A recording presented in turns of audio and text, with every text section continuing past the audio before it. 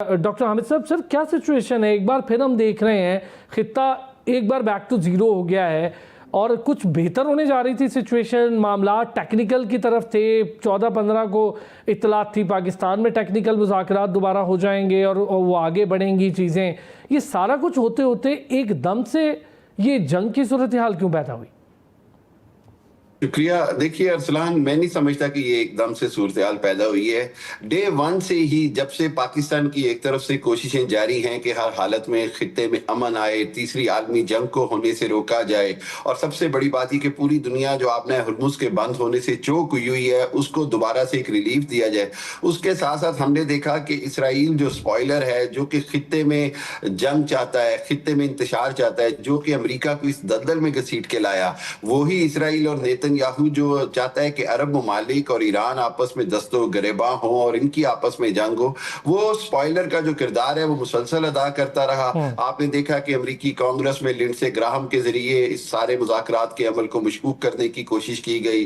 पाकिस्तान के किरदार को क्वेश्चन किया गया, पाकिस्तान ने उसका भरपूर जवाब दिया। फिर उसके बाद आपने देखा कि इंडिया ने खित्ते में किस तरह का नेगेटिव रोल इसराइल के साथ मिलकर अदा किया है।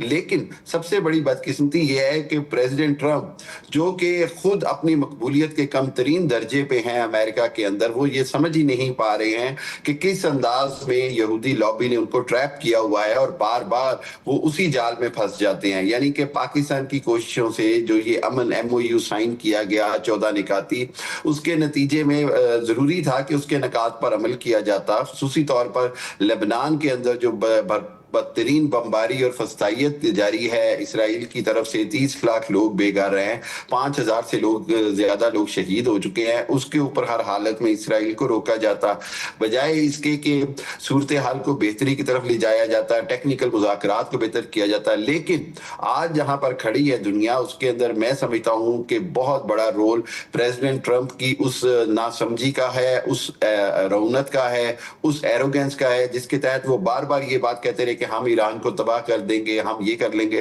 देखें, ईरान की तरफ से भी एक हद तक की है कि वो उसको बर्दाश्त भी करे, वो उसके ऊपर रिएक्ट ना करे। अगर आप ईरान पर हमला करेंगे, 28 जगहों पर हमला किएगा, तो उसके जवाब में वो वही करेगा, कुवैत, बहरीन, जहां जहां अमेरिकी अड्डे हैं उस पर हमला किया जाएगा। एक चीज हमें समझनी होगी अरसलान, वो ये है कि अब जिस अंदाज में टर्की के अंदर नेटो की कॉन्फ्रेंस के अंदर नेटो ने इनकी हमायत शुरू की है, ये बहुत खतरनाक है। इसका मतलब ये हुआ कि बिल आखिर नेटो भी उसी जाल में आ गया जिसके अंदर अमेरिका आया, और नेटो जो है अगर वो इस जंग में शामिल होता है तो फिर ये जंग जो है वो बहुत बुरी तरह फैल जाएगी। अच्छा, यही चीज मैं आपसे हामिद साहब इस पे ना बड़ी डिटेल डिस्कशन करूंगा। काफी अरसा तो नेटो खामोश रहा, नेटो अलायंस टूटता हुआ दिखाई दिया, उन्होंने इससे दूरी इख्तियार की, उनके अपने मसाइल थे और हमने देखा। अच्छा, आपने बड़ा अच्छा ये पॉइंट उठाया है कि अब इस तरफ जरा हमें सोचना होगा। मैं जरा बाकी